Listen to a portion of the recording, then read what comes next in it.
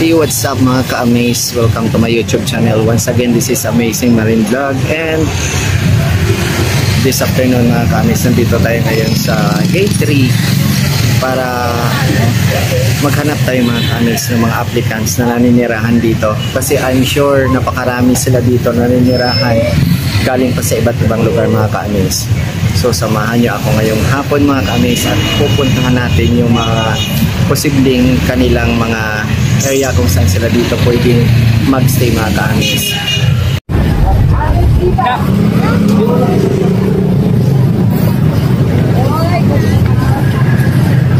So ayan mga ka-amaze, dito tayo.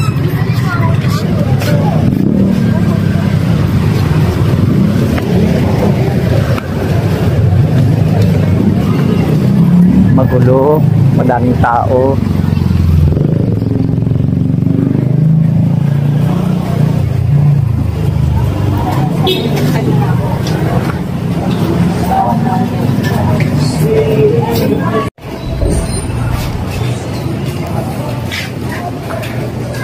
So ayan mga ka-amaze, ayan, ito yung pupuntahan natin na beach spacer.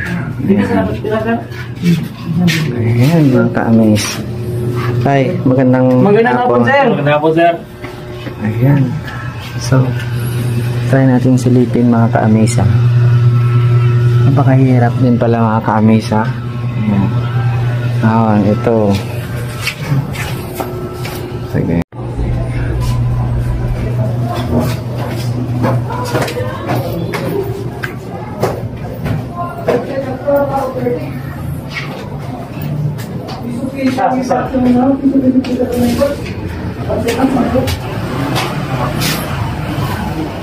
Ang grabe, mga basura talaga. Sige po, sige po sir.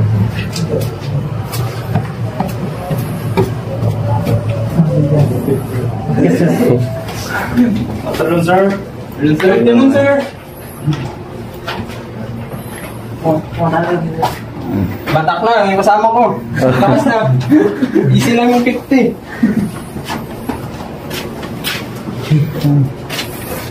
Sino mo? Salita ka. Saan yung kanina to dito? Kasama, sa kanila din sir. Striker din. Ay hindi sir. Kasama din. Aplikante din. Aplikante din sir. So ayan mga ka-amaze, marami sila dito. Dito rin sir. Nasa taas yung mga iba sir. Okay. Yes sir. Dito sa amin sir. Andito pa sir, sinakapten ng sir. Sir. Bye, assalamualaikum po. Long time no see ha. Ang pangalan ng vlog. Mga Muslim yung nandito sir, So ayan mga ka-amaze, dito sa napuntahan kong boarding house. So nagbi-beach space ang mga applicants dito. So nakita nyo naman sa mga applicants natin na gusto pang pumasok, no? So dapat maging ready kayo sa pagpunta nyo dito kung malayo man kayo. Tas katulad nila, nasa malayong lugar din sila galing at iba-ibang cities pa, municipalities pa na sakop din ng Pilipinas. Sila nandito pumunta para at least sa kanilang mga pangarap mga ka-amaze. So sinasabi ko na pag wala talagang pasensya at pagtitiis, so ganito dapat yung ano nyo, yung karanasan ninyo pagdating dito habang nag-a-apply. So pasensya lang sa mga ganitong sitwasyon. So ayan mga ka-amaze, nandito na ako ngayon sa boarding house kung saan naninirahan itong mga applicants natin. So ito, galing pa ito sila sa likod ko, ito galing pa sila sa mga iba't ibang lugar dito sa atin. At pumunta sila dito kasi inayos na nila yung kanilang mga papers. So may iba dito waiting list na nagantay na lang ng kanilang mga take-outs mga ka-amaze. So kausapin natin sila mga. Good afternoon sir. Pala si Abubakar Radskan galing Tawi-Tawi, aplikante ng Philippine Navy. Sa ngayon po lang sa ngayon sir, inaantay lang namin yung result ng ano namin sir. Yung nasa ISF sir, waiting for TFT na lang kami dito, sir. Okay. Good afternoon. I'm Alisar T. Benjamin from Tawi-Tawi, waiting for PFT. Good afternoon, sir. My name is Bayruji El Abubakar from Nicodo, Zamboanga City, sir. Okay. Good afternoon, sir. Ako po si Long Akmal Husin from Sapa-Sapa, Tawi-Tawi. Nag-antay na lang po, sir, ng 50. Good afternoon, sir. Dasani applicant SBC from Philippine Navy. Same lang, nag-aantay ng PFT. Good afternoon, sir. Ako pala si Prince Merakpay, galing Zamboanga. Good afternoon, sir. Ang Dotable lang Paisa, nag-aantay din ng PFT galing Tawi-Tawi. Good afternoon, sir. Ako pala si Dari Canyeda from Midsayap North, Cotabato. Waiting list na po for take-out. Yun na, sir. Good afternoon, sir. Ako po si Robert Des Regitor. Nakatira po ako sa Mandaue City. At ang apply ko po, MBC po. Naghintay lang po kami ng take-out. Waiting list kayo dalawa. Yes, sir. The rest is Navy. 50, sir. 50 sa Philippine Navy. Ay, sir. Okay. So, pwede ba kayo magbigay sa akin or mag-share lang ng mga experiences nyo sa pag-apply nyo dati? Yung mga napagdaanan nyo sa pag-apply, yan. Tapos hanggang nakarating na kayo dito. Sige. Ako po, sir. Sir, marami na pinagdaanan po, sir. Trabaho. At talagang, sir, abot na ako ng apply ng army po, sir. Dati po, sir. Tapos, dito na po, sir, nakapas po ako naman po, sir. Sa Marines po, sir. Senior final interview, sir. And then po, sir. Tuloy-tuloy din yun. Yes, sir. Tuloy-tuloy po, sir. Hindi ka na bagsak or okay. Sir, tapos na ako lahat, sir. Okay. Next. Good afternoon ulit, sir. Bago ako lumuwas dito sa Maynila upang mag-apply ng Philippine Marine Corps, pinag-isipan ko talaga ng mabuti yung pag-applyan ko. Kung ano talaga yung pinasukan ko. So, nagre-research ako tungkol sa Marine Corps. So, nakita ko, ito ay grabe, sobrang hirap. So, sobrang hirap, pero bakit Marines pa rin yung pinili mo? Ito talaga yung dedication ko, sir, sa aking pangarap simula nung ako pa ay bata pa, upang maglingkod sa bayan at lalong-lalo na sa aking pamilya. Okay. Next. Sa pag-apply, dyan mo Mga experience mo siguro sa pag-apply mo. Sa experience ko, sir, sa pag-apply, dyan mo talaga mararanasan yung hirap at pagod. Yung pagiging yung pag-fasting, hindi ka makakain sa tanghali kasi hinahabol mo yung oras, palaging pressure. Pero alhamdulillah, malapit na. Kung baga,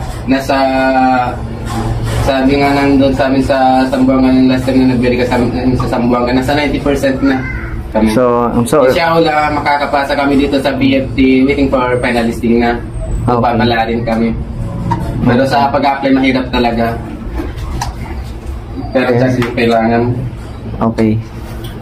Pwede ka mag-share ng experience mo sa Bilang aplikante, sir, mahirap talaga. Unang-una dyan ay yung bilang financial problem, sir. Katulad sa akin, nahihirapan at yung parents ko na pumunta dito. Pero alhamdulillah, hinanapan nila ako ng paraan upang maipagpatuloy ko ang aking pangarap. Okay. Ako po, sir. Sa totoo lang, ito po yung unang apply ko, sir. Bilang aplikante talaga, sir, sobrang hirap talaga, sir. Halos wala kang tulog, wala kang kain, sir. Gigising ka ng umaga para pipila sa kung ano man yung kailangan na mga requirements, sir. Walang kain, walang tulog yun, sir. Ipasan na talaga ng gutom. So ngayon, sana pangarin kami lahat sa pinapangarap namin na maging Philippine Navy, sir. Okay. Next. Anong mga experience mo? Ito si Nor. May experience ko, sir, sa pag-apply. Una-una, sir, nakita ko yung recruitment ng Philippine Navy doon sa Tawi-Tawi. Wala kami yung first recruitment, sir. Tapos, pinaghandaan ko talaga sir yung exam ng Philippine Navy sir. Yes. Kaya step 1 lang yung yung exam. Tapos sir, yung naranasan ko sir sa pag-apply ay dapat yung mga aplikante pag sinabi doon sa text ng Philippine Navy na mag-report kayo sa 7, dapat yung 6 AM pa lang doon na kayo at maghanda na kayo ng sarili nyo para iwas kayo bulyaso. Tapos dapat hindi sumuko yung mga aplikante kasi napakahirap mag-apply lalo na sa Philippine Navy. Kaya dapat yung mga aplikante ay maghanda sila sa sarili na para hindi sila mahirapan pagdating sa physically and mentally dapat nakahanda ka talaga bilang isang aplikante, tama di ba? Ay, sir. Okay, next. Ako sir, bali apply ko na sa military, dati nag-apply ako sa Philippine Coast Guard. Waiting list din ako. Sa Coast Guard? Yes, sir. Okay. Tapos bakit hindi ka natuloy sa Coast Guard? Minalas lang sir kasi konti lang yung quota sa Philippine Coast Guard dati. Okay. Bali, so, siguro hindi ka talaga para doon. Kaya, siguro nga sir. well ni God na dito ka dinala sa Navy. Sa Navy ka na ngayon. So, anong mga experience mo? Kasi since kumbaga, yung pagkakaiba, yung mga changes ng bawat unit na in-applyan mo. Halimbawa, nung una sa Coast Guard ka, then ngayon nasa Navy ka na. Ano yung kakaibahan?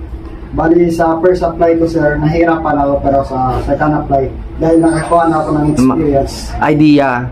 Okay. Ano yung gagawin ko. Okay. So, parang mas napadali din sa'yo. Ay sir. Okay. Taga saan ka? Taga Tawi-Tawi sir. Tawi-Tawi din, no? Okay. Next natin. Yun din sir, first taker din sir. First taker ka rin. Sa Tawi-Tawi kayo lahat? Sambuanga sir. Sambuanga ka? Saan ka sa Sambuanga? Sa Recodo po sir. Sa Recodo. Okay. Yung experience ko po sir, naranasan ko sir na yung gigising ng Maaga sir. Madaling araw pa kasi malayo kasi yun sir. Magbibiyahe pa. Recodo? Opo sir. Papuntang ano yan, West Mincom sir.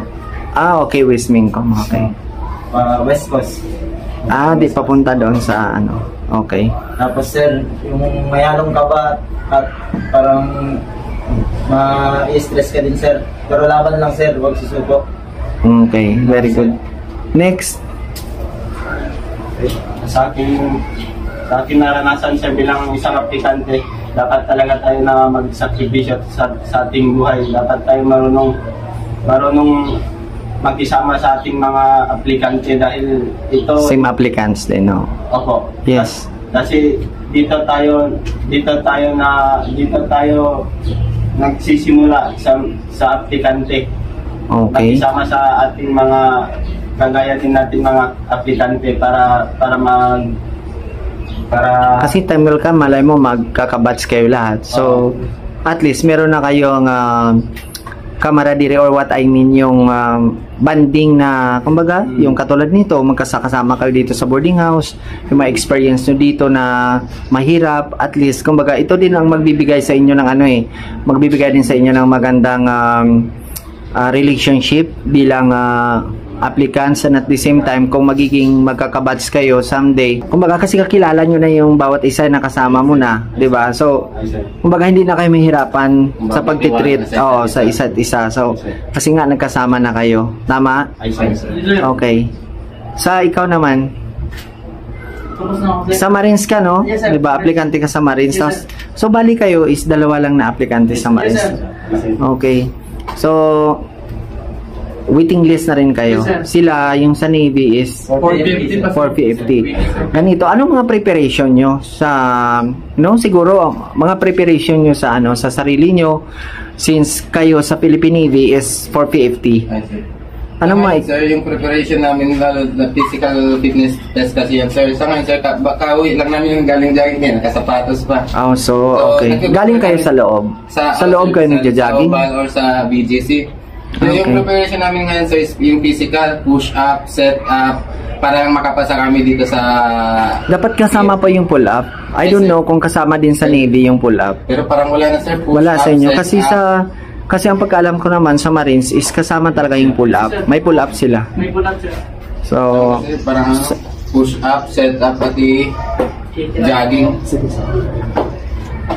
isa rin na yung pinaghahandaan namin ngayon sa preparation namin. araw-araw ba kayo araw-araw kayo Ay, sir. nag-jogging? Minsan sir, umagat pati hapon Okay. para makakuha namin talaga kung baka may resistant kami sa loob.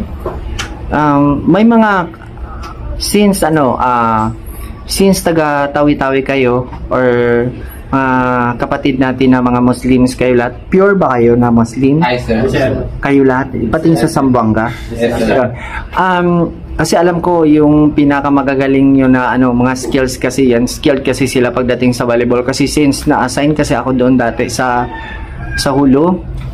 Yes, sir. So, yung ma-experience ko na lagi kung kasama sila, kalaro ko, kahit bad, yung mga kapatid natin na Samal. Ay, sir. So, magagaling din sila maglaro ng bali. Tinatawag kasi tayo ng mga spa sports din, katulad ng Admiral's Cup. So, katulad nito, nakikita nyo yung damit ko, di ba? So, sa Marines naman is player naman ako ng volleyball pagdating lang sa Admiral's Cup.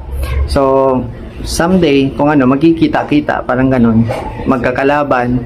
Pero sa sports lang. Sir, sa 100% na talent ng mga taga-Tawi-Tawi is yung paglamit talaga. Yan. Magagamit nyo rin yan. So, sa swimming. Sa swimming talaga yung mga taga-Tawi-Tawi yan. Aplikante po rin yun. Aplikante din. Ay, okay. Yan yung pinaka... Si Sir. Halika bro, halika dito. Tapos, Halika dito. ayan mga kaanis, may nadagdag pa. So mga dami. Ayan. Tapos, ito, magyayaan na lang siguro kayo pag yung sa pagpapalakas, lalo na sa Philippine Navy natin na applicants, yun yung sinasabi ko sa inyo, dapat pasahin yung 50. Ayan. Dapat doon sa 50 nyo, ang ma-advise ko lang sa inyo, dapat hindi kayo magbaba ng 50. Yan. Para at least sigurado talaga kayong papasa kayo doon sa 50. Kasi mahirap pag nabagsak kayo doon. Kasi ibig sabihin, pag nabagsak kayo, hindi kayo malalagay kaagad yung pangalan nyo doon sa mga mauuna.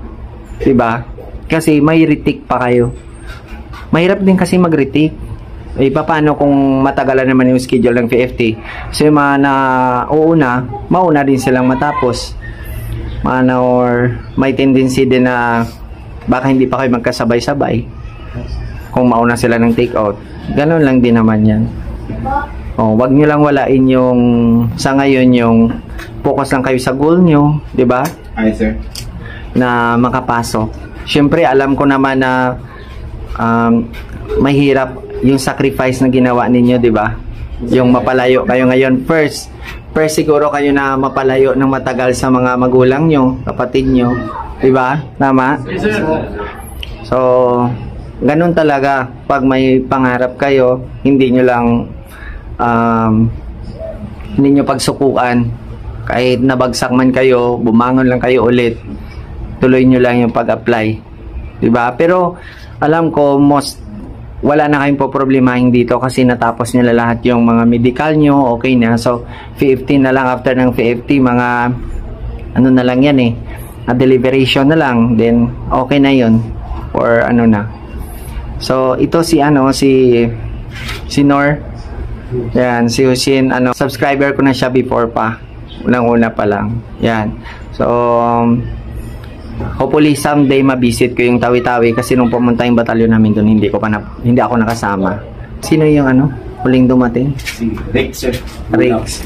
Din sa Muslim din? Muslim din. Okay. Sa Tawi-Tawi din? Sa Zamboanga City. Zamboanga City. Ay, okay. Graduate ba? Sino ba dito yung nakatapos ng 4-year course talaga? Anong course mo? BS Forestry, sir. Forestry? Yes, sir. Okay. Studied Natural Resources. Okay. Wala nang iba. Keto 12 na lahat. Ay, ikaw?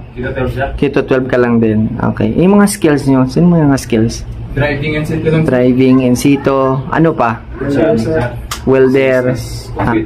Computer. Yung mga computer, yan kasi talaga ngayon natin yan Kumbaga in demand talaga ngayon yung mga IT, yung mga katulad ng ganun. So, maganda pag meron tayong knowledge sa computer kasi very tayo ngayon nag-innovate talaga yung natin, kumbaga nag-improve, maraming time will come more on computers lahat. So mas maganda na ano. Pero yung mga skills ninyo na mga natutunan, I'm sure na magagamit nyo talaga yan, like driving. Pero pa ba kayong gustong sabihin sa katulad na mga katulad ninyo na mga applicants din, sa katulad pa ng na nangangarap na pumasok sa military, mabigay na ano na payo para sa kanila, para at least lalo pa natin silang ma-encourage na pumasok sa military, it's either Marines or Navy man yan or any branch of service. Pwede ba kayong magbigay sa kanila ng ng mga advices or mga apply lang ng apply kung papalarin ka man, kung mababagsak ka man, basta tuloy lang sa pag-apply ka lang pagka-next. Okay. Lang sa mga aplikante, kailangan kung gusto nyo mag-apply sila sa mga ganitong kailangan disidido sila, handa sila mag-sacrifice, handa sila malayan sa pamilya, sir. Kailangan talaga ngayon magsumikap na sila. Siyempre sa lahat ng nangangarap na maging ganap na sundalo, tulad din namin na aplikante na nangangarap na maging ganap na sundalo, mula umpisa hanggang dulo sa pag-apply, dapat kailangan nyo yung tiwala sa sarili at tiyaga. Una-una, mararanasan nyo talaga yung homesick, lalo na pag naninibago kayo na mag-a-adapt sa ibang lugar. Kung baga, tulad naming mga Muslimin, yung pahirapan kasi kami dito sa paghanap ng pagkain. So, ito talaga yung number 1 na naging kaso namin dito sa Manila, kasi yung mga Muslim, may mga bawal na pagkain. So, sa mga nag-a-apply na Muslim, dapat tiyaga lang at tiwala. Huwag kayong apurado. Yes. Okay. So, yan. May isa pa akong tanong sa mga natin, sa mga applicants natin na mga Muslim yung galing sa Tawi-Tawi. Yung dialect, hindi ba kayo nahihirapan pagdating dito? Hindi naman. Sa bagay kasi siyempre napag-aaralan naman natin. So, alam ko marunong naman kayo lahat mag-Tagalog, ganyan. Pero at least sa interview, nakayanan naman, di ba? Anyway, congratulations sa inyo lahat kasi nasa 90% na kayo at kayo naman nag-aantay na lang yung dalawang Marines natin, aplikante, nag-aantay na lang ng take oath. So, good luck. Hopefully by end of June or first week ng July may take oath, diba? So kasama na kayo doon. Tapos yung mga kapatid naman natin na aplikante na galing sa Tawi-Tawi, yan, kapatid nating mga Muslim na aplikant. So I'm very proud and sobrang masaya ako kasi nabigyan ako ng pagkakataon, binigyan niyo ako ng time kahit na ganito lang sit up natin, di ba? Kasi gusto ko talagang makapagbigay ng encouragement doon sa mga iba pang aplikante, yan, na hindi hindrance or hindi sagabal ka man, Muslim ka man, Bisaya or any pa man, saan ka nang galing or pang tribe mo, hindi hadlang yan. Or so, tulad ninyo, nandito kayo, di ba? Nag-sacrifice kayo para sa pangarap nyo, di ba? Yes, sir. So ayan mga ka-amaze, nandito na yung mga kinausap ko ngayong hapon. Ayan, pinuntahan ko sila dito sa kanilang napakasikip na boarding house, mainit. So, tingnan mo pa naman yan sa mga applicants natin na wala pa rito, yung mga recruits natin galing pa sa mga iba-ibang municipalities and cities, Luzon, Visayas, Mindanao. Tingnan nyo sila. Tingnan nyo itong mga applicants natin galing ng Tawi-Tawi, napakalayo, Zamboanga, may galing din ng Cotabato, yan, Cebu. So nandito sila sama-sama, hindi sila magkakilala, pero pinag-isa sila dito ngayon sa kanilang tinitirahan. Sakripisyo sila na lumayo sa kanilang mga mahal sa buhay para sa kanilang mga pangarap. So ayan mga ka-amaze, so yung mga applicants natin dyan na gusto pa na mag-apply, so it's either dyan, ito na ngayon, tingnan nyo yung sitwasyon, but napakasarap din yan sa feeling na ma-fulfill mo yung dreams mo, yung pangarap mo someday. Kasi kasama talaga yung mga obstacles pagdating sa pag-apply. So hindi lang madali.